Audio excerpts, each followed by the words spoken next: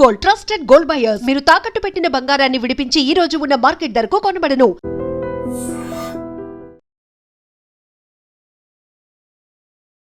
నమస్కారం, welcome to I dream. ధర్మ మార్గం విత్ విజిత కార్యక్రమానికి స్వాగతం.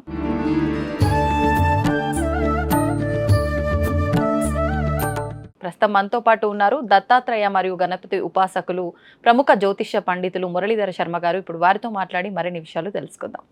నమస్కారం అండి. మహాదేవ శ్రీమాత్రే నమః. గురుగారు, అమావాస్య రాబోతుంది మనకి ఇంకొక 2-3 రోజుల్లో.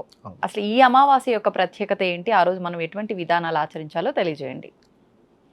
ప్రతి అమావాస్య కూడా ప్రత్యేకతమే. ఎందుకంటే ఏ విధంగానైతే మనకు ఇంట్లో భగవంతుని యొక్క చిత్రపటానికి పూజాది కార్యక్రమాలు చేస్తామో, నైవేద్యం సమర్పిస్తూ ఉంటామో, అదేవిధంగా ప్రతి అమావాస్యకు కూడా ఖచ్చితంగా పితృదేవతలకు సంబంధించినటువంటి ఆ యొక్క చిత్రపటాలను శుభ్రపరచుకొని, అంటే కుదిరితే 15 రోజులకు ఒకసారి శుభ్రపరచుకోవాలి.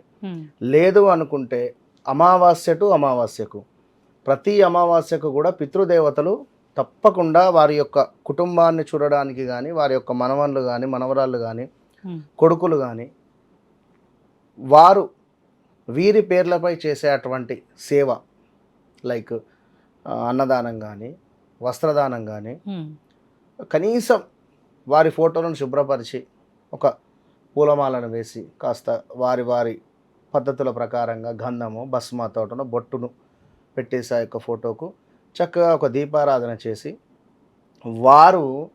వారికి ఇప్పుడు మరణించిన తర్వాత వారికి ఏవైతే ఇష్టమైనటువంటి ఆహారాలు ఉంటాయో ఆ యొక్క ఆహారాన్ని, వారు ఏవైతే ఇష్టంగా తినేటువంటి వారో ఆ ఆహారాన్ని ఆ యొక్క ఫోటోల ముందు పెట్టి వారికి సమర్పిస్తూ ఉండాలి ప్రతి అమావాస్యకు.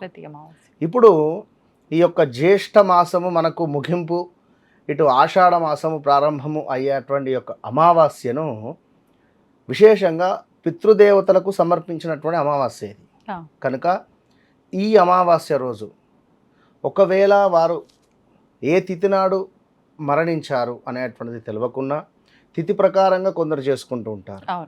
ఈ తిథులు తెలియకున్నా ఈ అమావాస్య రోజు పిండ ప్రదానం చేయడం వల్ల పితృదేవతలకు సంబంధించినటువంటి దోషాలు కానీ, జాతకరీత్యా ఉండేటువంటి, ఇప్పుడు అందరూ చెప్తూ ఉంటారు పితృదోషము అని చెప్పి, వాడికి పితృదోషం ఉన్నా లేకున్నా నీకు ఈ పనులు అవుతున్నాయా, మీకు ఈ విధంగా ఇబ్బంది ఉందా, ఒకటే పాట.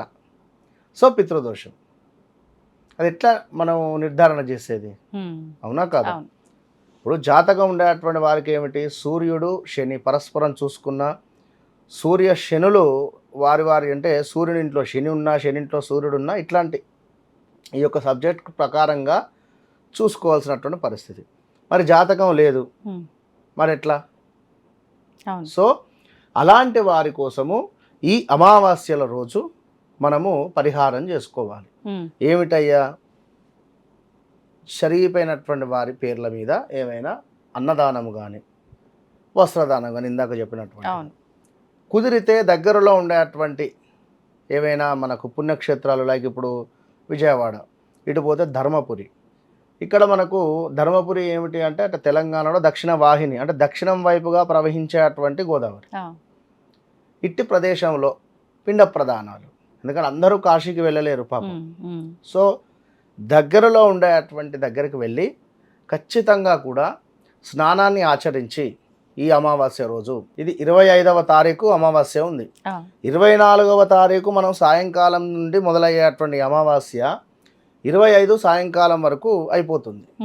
సో ఎప్పుడైనా కూడా 25వ తారీఖు రోజు ఈ యొక్క అమావాస్య ఉంది కనుక 24 సాయంకాలమే ఒకవేళ వెళ్ళాలి అనుకుంటే చక్కగా వెళ్ళి అక్కడ నిద్ర చేసి 25 నాడు స్నానాది కార్యక్రమాలు చేసుకొని పిండ ప్రదాన్ని చేసుకొని చక్కగా కూడా మీరు ఇంటికి రండి. అలాంటి పరిస్థితి లేనటువంటి వారికి ఇంట్లో గంగాజలం ఉంటుంది. సో గంగాజలాన్ని కూడా మీరు ఈ యొక్క స్నానం చేసేటువంటి నీటిలో కలుపుకొని స్నానాది కార్యక్రమాలు చేసి ఇంట్లో ఆ యొక్క పెద్దలు ఎవరైతే ఉన్నారో మరణించినటువంటి వారి ఫోటోలను ఇందాక మనం చెప్పుకున్నటువంటి విధంగా శుభ్రపరుచుకొని ఆ యొక్క ఫోటోల ముందు నైవేద్యాన్ని సమర్పించుకోండి. కుదిరితే ఇంట్లోనే దక్షిణం వైపుగా కూర్చొని తర్పణాలు విడిచిపెట్టండి. ఈ తర్పణాలు ఎలా విడిచిపెట్టాలి అనేటువంటిది మన గూగుల్ తల్లిని అడిగితే చెప్తుంది. లేదా పురోహితులు లేకున్నా మనం తర్పణాలు విడిచిపెట్టుకోవచ్చు. దక్షిణం వైపుగా కూర్చొని చక్కగా కూడా మీ యొక్క తండ్రి గారి యొక్క పేరును చెప్పుకొని, ముందుగా మీ గోత్రము, తండ్రి గారి పేరు, వారి తండ్రి గారి పేరు, వాళ్ళ తండ్రి గారి పేరు, 3 తంతులు చెప్పుకొని తర్పయామి తర్పయామి తర్పయామి. నల్ల నువ్వులు, కొన్ని నీరు, ఒక చిన్న ప్లేటు, అంతే అంతే. సో ఈ విధంగా ఈ అమావాస్య రోజు చేసుకునేటువంటి పరిస్థితి. ఇంకా నువ్వు చూసుకున్నట్టయితే బ్రాహ్మణులకు కుదిరితే పొడి భిక్ష అంటే బియ్యం, పప్పు, కూరగాయ, చల్ల చమురు అంటారు శాస్త్రంలో, ఇది ఉంది. ఈ స్వయంపాక దానము ఈ అమావాస్య రోజు ఇచ్చేటువంటి ప్రయత్నం చేయండి. అన్నింటికంటే ముఖ్యంగా ఈ అమావాస్య రోజు దక్షిణం వైపుగా ఇంట్లో ఉండేటువంటి దక్షిణం అంటే సౌత్, ఆ ప్రదేశంలో ఒక దీపారాధనను చేయండి ఈ అమావాస్య రోజు. దీనివల్ల ఆరోగ్యపరమైనటువంటిది కానీ, ఆర్థికపరమైనటువంటిది కానీ, లేదా ఉద్యోగపరమైనటువంటిది కానీ ఆటంకాల నుండి దూరం అయ్యేటువంటి ఛాన్సెస్ ఉంటుంది.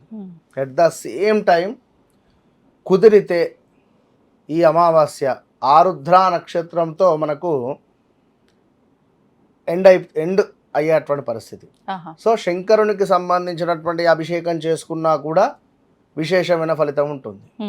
కుదిరితే ఈ అమావాస్య రోజు అన్నపూజ, ఈశ్వరునికి అన్నపూజ చేయడం వల్ల వివాహం కాని వారికి, సంతానం కాని వారికి, అంటే ఏదో అన్నపూజ అంటే అన్నపూజ చేసేసి వెళ్ళిపోకుండా అభిషేకం అంటారా, అదే ముందు పంచామృతాలతో అభిషేకం చేసి అన్నంతో కంప్లీట్గా కూడా ఈశ్వరునికి అలంకరణ చేస్తారు. ఈ విధంగా అలంకరణ అయ్యేటటువంటి ఆ యొక్క అన్నాన్ని ప్రసాదంగా మనం తీసుకొని వెళ్ళాలి. మనం ఇంటికి తీసుకొని వెళ్ళి స్వీకరించాలి, భార్యాభర్తలు కానీ ఎవరైతే పూజ చేసుకుంటారో వారు. సో ఈ అమావాస్య రోజు ఖచ్చితంగా కూడా పితృదేవతలకు సంబంధించినటువంటి అమావాస్యగా చెప్పడం జరుగుతుంది కనుక దగ్గరలో ఉండేటువంటి నదీ స్నానాన్ని ఆచరించండి.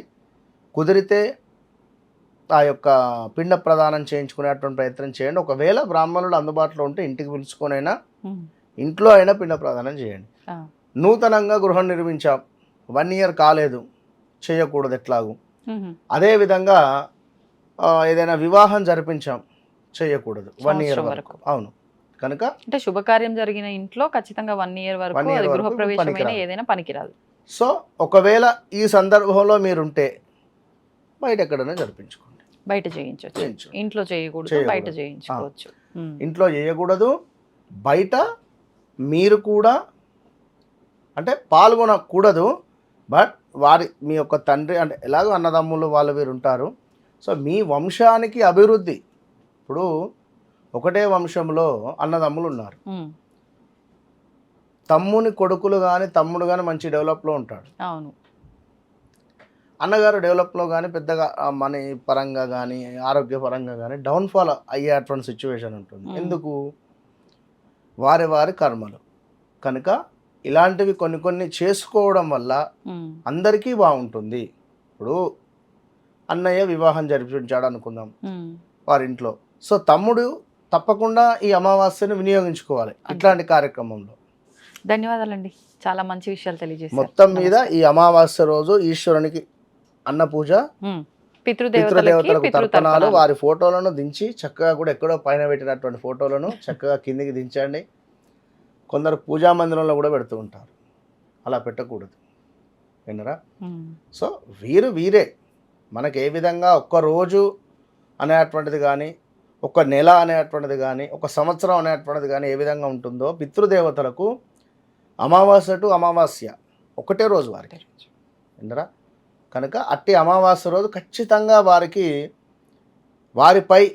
వారిని స్మరించుకుంటూ, వారు బ్రతికున్నప్పటి రోజులు కానీ ఎంత చక్కగా చూసుకున్నారని కానీ ఇవన్నీ విషయాలను స్మరించుకోవడం వల్ల వారి ఆత్మ సంతోషిస్తుంది. ఎట్ ద సేమ్ టైం వారికి మంచి నైవేద్యాలు సమర్పించడం వల్ల మనకు ఈ యొక్క భగవంతుని కంటే ఇంకా 1000 రెట్ల ఫలితము పితృదేవతల నుండి మనకు వస్తుంది.